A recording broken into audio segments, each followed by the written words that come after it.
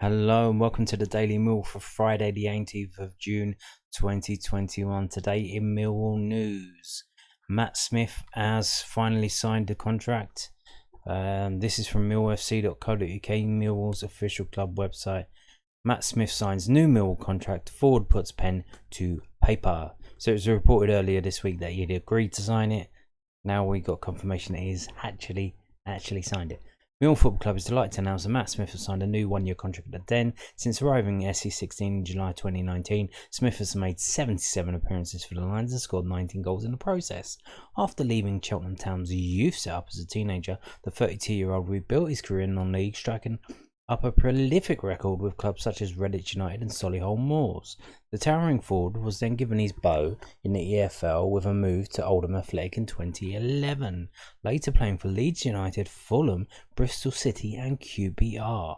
Finishing as Mill's top scorer with 14 goals in the 2019-20 campaign, the forward added a further 5 to his tally last season, with his most recent coming in a 2-1 victory away at Reading. Smith and the rest of his Millwall teammates would come together for the start of pre-season training on July the 1st. So there you go, done, signed, sealed, delivered, and he will be playing a role next season. But what kind of role? Well, we've also heard from Mill manager Gary Rowett about how he intends to play Matt Smith, and this is from londonnewsonline.co.uk, which is South London Press's online website. And this is Mill manager Gary Rowett breaks down his call to extend Matt Smith's Den stay. Gary Rowett is confident that Matt Smith can have a vital impact for Millwall next season after the experienced striker agreed to extend his Den stay. The 32-year-old was set to be out of contract next month, but is committed to another 12 months in SC16. And Rowett, who will bring in at least one more forward in this transfer window, knows just how effective an attacking weapon Smith can be. The former QPR, Fulham and Leeds United frontman made 29 appearances, 7 starts in the 2020-21 season, a broken foot ruling him out from early March. Smith was top scorer for the Lions in the campaign before that, netting 13 times. 21 of his 40 appearances then came off the bench.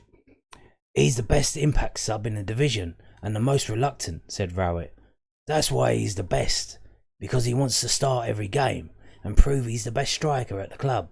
Not every player is like that. I have to choose the best way for me to play him in the team, and I have to manage Matt sometimes, because he's desperate to play. You can't be a top striker unless every time you don't start, it doesn't hurt a little bit. That is why Matt Smith has been so effective for us. At the end of the season, we had injuries and we were desperate for goals. There's no doubt he would have started more games. When he got the broken foot against Birmingham, we had won a couple of games. His performances just tallied off a bit because he was playing in pain. I think he played on with it for about a month. Probably for a third of our season, Matt was either injured or not fully fit. The fair play for him for trying to get through it. We've spoken about searching for goals and having as many goals in the team as we can. Matt got 13 in the season before last, and he didn't have a massive amount of starts. Also, the crowd play a part as well. I remember the Charlton game and a little bit of pressure the crowd put on the opposition in the last few minutes. Matt scored from a set piece. So you also need to think about the crowd for some of the games we scored when he's there. Pressure of putting balls in a box in the last 10 or 15 minutes. Smith netted 3 goals last season to help earn a 2-1 win at Reading and draws against Cardiff and Bournemouth. He scored some important goals, and if he manages to get valuable ones again, then this will all be worthwhile, said Rowett. I know Matt doesn't ever want to be known as an impact player because he's a better player than that, but he's just as effective coming on and starting games. He is really an intelligent guy, and he trains really well. He's a really good team player. We want to improve those attacking areas. We'll be bringing in other players. We will be bringing in other players. Oh! Now I told you yesterday there was a line in the Richard Corley piece in the South London Press about we will be signing a midfielder and a striker. We will. We're trying to, or we may, but we will. Now we've got this. We will be bringing in other players. It's all so juicy, isn't it? It's all so juicy. Well, it got a little bit more juicier today. I don't know if you've seen this. I'm going to show you now. Josh Windass. This is from the Sheffield Star. Josh Windass is a professional northerner who's currently playing for Sheffield Wednesday. Or he played for them last season. And they have reported, and it's been there was some guy on Twitter from Sky Sports he works for Sky Sports News, and he's put out something that we have actually made a bid for them. So Josh Windass, Millwall lining up move with Sheffield Wednesday attacker. According to reports from Sky Sports, Championship side Millwall are in the process of preparing a bid to try and sign Josh Windass from Sheffield Wednesday. The Star reported earlier this week that interest continued to grow in a 27-year-old on the back of his 9 goals and 6 assists in the Championship last season, with Fulham among the clubs who have reaffirmed their interest. Alongside the London outfit, other clubs such as Birmingham City are thought to have shown an interest in securing his services, and now another team from the capital are apparently looking to test the Owls' resolve. As reported on Sky Sports Transfer Centre, Millwall are preparing to make a bid for Sheffield Wednesday's Josh Windass. Preston and Birmingham are also said to be interested in the midfielder. It is unsure at this stage whether Wednesday will be open to selling last season's top scorer ahead of a tough League One campaign in 21-22. However, given their financial situation, it may be prudent to strike a deal if the terms are favourable. Interest in Windass is no surprise after last season's relegation from the Championship. However, the ball is firmly in Wednesday's court, given the fact that he has 1 year left on his concurrent deal, as well as 1 year option on top of that. The transfer window opened on June the 9th, but the Owls are yet to make any moves as they deal with a number of issues behind the scenes, with unpaid wages and a reported transfer embargo. That doesn't sound good at all. Is that it? Oh, that's the end. It didn't feel like an end, but that is the end. So, we are preparing to make a bid for Josh Windass. And he was their top scorer, which is a bit surprising because he's like an attacking midfielder. He's I think I haven't seen much of him the way he plays. I think he's kind of similar to it's kind of similar to Jed Wallace a little bit, I think. So this is from whoscored.com. This is Josh Windass's page. So he should be in the peak of his footballing abilities now. He's 27 years old. Next 2 or 3 years, and that's going to be as good as it gets. And this is what he did last season for Sheffield Wednesday. You can see here 2,916 minutes, 9 goals, 5 assists, 79.6 pass success percentage. Doesn't win much in the air, 0.8 per game, and only 1 man of the match. That's statistical man of the match from this website, not voted man of the match by the players involved. And he was substitute for the FA Cup and the League Cup. So let's have a look at further stats. So this is just for last season, of course. So tackles only 0.4. This is all defensive, so not a lot going on defensively for him. You wouldn't expect him to. He's not that kind of player. So offensively, so shots per game 1.9, key passes per game 0.7, dribbles per game 0.6, offsides blah blah blah. Yeah, okay. Unscheduled touches per game 1.2. Okay, passing. So 5 assists have we seen. Average passes per game 19.1. So that's pretty decent pass success percentage going over the whole season, because considering he started 35 games, come off on as a sub 6 at 2,960 minutes, which are out of about, I think it was like 3,300 minutes. So he missed about 400 minutes or so. Maybe it's more than that. Yeah. So, and he got a rating of 6.56. So that's pretty decent. You would want it to be a bit higher, but in terms of, if it was any higher, we probably couldn't afford him, and we wouldn't sign him. He wouldn't be the type of player that would come to Millwall, like if he was superstar. So that's a pretty decent rating for someone who played a lot of games. So let's see how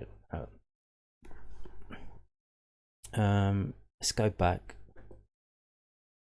Should have scrolled down. So let's scroll down and see. Yeah, here. So he plays all across the front, basically. You can see here. So 23 appearances as a forward, 5 goals, 1 assist when he was playing up front.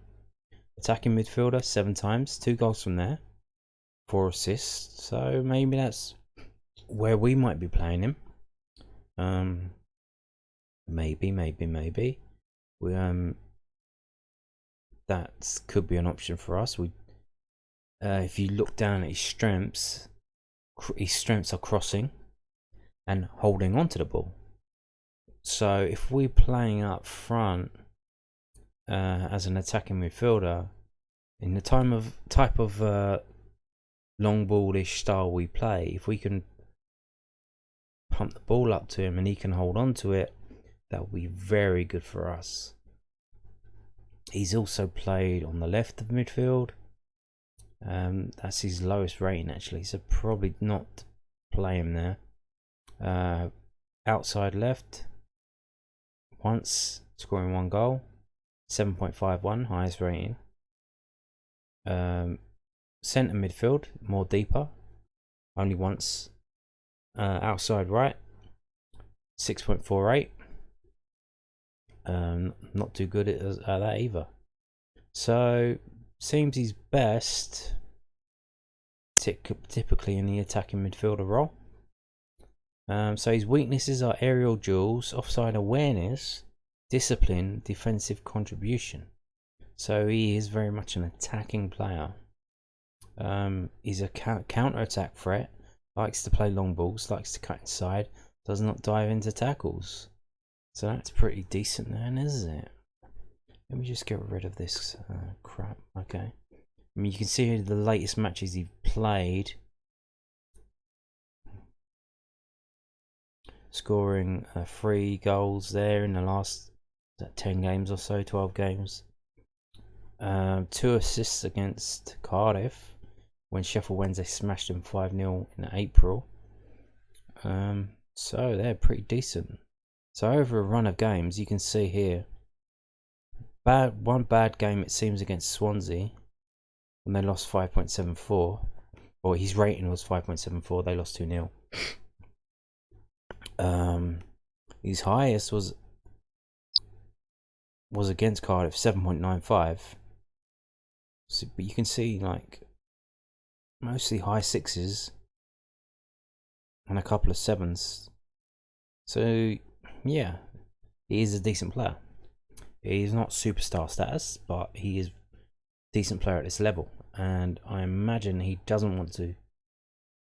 Like I said, he's at the age when he's at the peak of his physicality in terms of being a professional footballer. I don't imagine he wants to step down into the third division if he can help it. So let's have a look at, what is this, the history. Yeah, so last 4 seasons he's been playing in the Championship. I believe you can see here another one like Mason Bennett. His last season was his best. Is the best it's ever been for him. Well, he did play in Rangers, for Glasgow Rangers, and in Scotland scored quite a few goals. But in terms of Championship football in England, this is the best it's ever been for him.